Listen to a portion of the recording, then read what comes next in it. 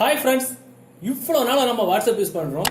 இத்தனை நாள் இப்படி ஒரு ட்ரிக்கு வாட்ஸ்அப்புக்கு உள்ளே இருக்குன்னு நமக்கு தெரியாம போச்சு. செம்மையான ட்ரிக்கு, சூப்பரான ட்ரிக்கு, ரொம்ப ரகசியமான ட்ரிக். இந்த ட்ரிக்கை நீங்க உங்க வாட்ஸ்அப்ல செய்றீங்க அப்படின்னு உங்களுக்கு வாட்ஸ்அப்ல மெசேஜ் பண்ணக்கூடிய உங்க நண்பர்களால கூட கண்டுபிடிக்க முடியாது. அப்படியான ட்ரிக், அவ்வளவு யூஸ்ஃபுல்லான ட்ரிக் அப்படின்னு தெரிஞ்சதுக்கு இந்த வீடியோ நீங்க ஸ்கிப் பண்ணாம ஃபுல்லா பாருங்க.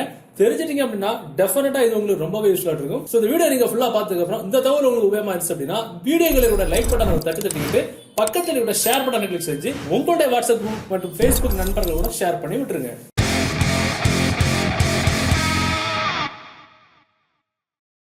ஓகே, இப்போ நம்ம அந்த ட்ரிக் பாக்குறதுக்கு முன்னாடி இப்ப பாத்தீங்கன்னா நம்மளுடைய வாட்ஸ்அப்ல ஏதாவது ஒரு சேட்டிங் பாக்ஸ் நம்ம வந்து ஓபன் பண்றோம். ஓபன் பண்ணும்போது நம்ம எத்தனை மெசேஜ் அனுப்பியிருப்போம். சோ நம்ம நண்பர்கள் இல்ல நம்ம கேர்ள் ஃபிரெண்ட் இல்ல பாய் ஃபிரெண்ட் நமக்கு அனுப்பின மெசேஜ் வந்து டெலிட் பண்ணிருப்பாங்க. சோ இது வந்து ஒரு வேளை நமக்கு அனுப்பிட்டு நாம பாக்குறதுக்கு முன்னாடி டெலிட் பண்ண மெசேஜாஸ் இருக்கலாம், இல்ல வேற யாருக்கோ அனுப்ப வேண்டிய ஒரு குறிப்பிட்ட மெசேஜை நமக்கு அனுப்பிக்கிட்டு நம்ம பாக்குறதுக்கு முன்னாடி டெலிட் பண்ண ஒரு மெசேஜாவும் இருக்கலாம்.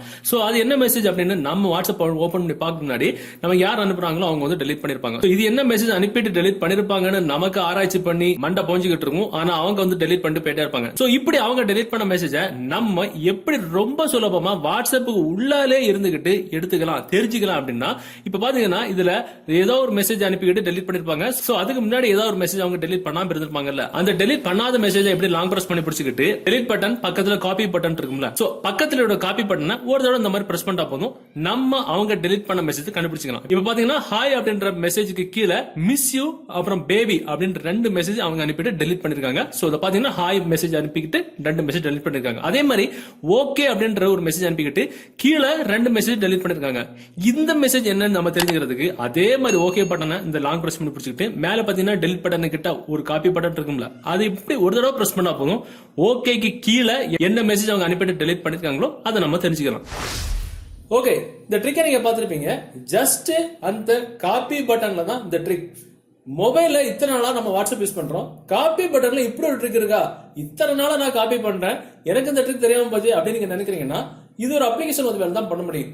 இந்த குறிப்பிட்ட அப்ளிகேஷன் டவுன்லோட் பண்ண லிங்க் நீங்க பாத்துட்டு இருக்கிற யூடியூப் வீடியோக்கு கீழே டிஸ்கிரிப்ஷன் இருக்கும், அதை டவுன்லோட் பண்ணிடுங்க.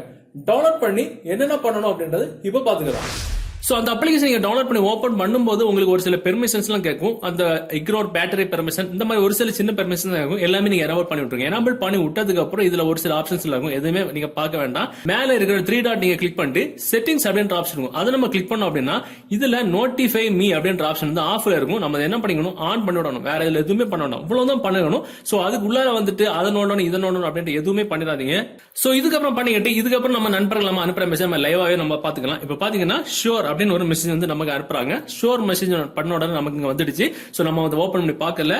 அதே மாதிரி இப்ப எக்ஸாம்பிள் நான் ஈஸியா புரியுற மாதிரி ஒரு ஒய் அப்புறம் ஒரு இசட் ரெண்டுமே நம்ம மெசேஜ் வந்துடுச்சு. சோ நம்ம பாக்குறதுக்கு முன்னாடி இந்த ஒய்யையும் இசட்டையும் வந்து அவங்க வந்து டெலிட் பண்றாங்க. அவங்க மொபைல்ல இருந்து அவங்க வந்து டெலிட் பண்ணாங்க. பாத்தீங்கன்னா டெலிட் ஃபார் எவ்ரி ஒன் அப்படின்ற ஆப்ஷன்ல போயிட்டு டெலிட் கொடுத்த உடனே ஆட்டோமேட்டிக்கா நமக்கு இங்க வந்து டெலிட் ஆயிடுச்சு.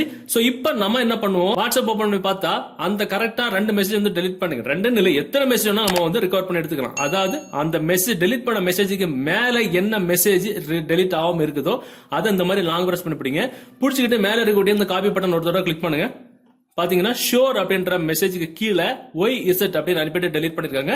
ரொம்ப சுலபமா பாத்துக்கலாம், அருமையான ட்ரிக்.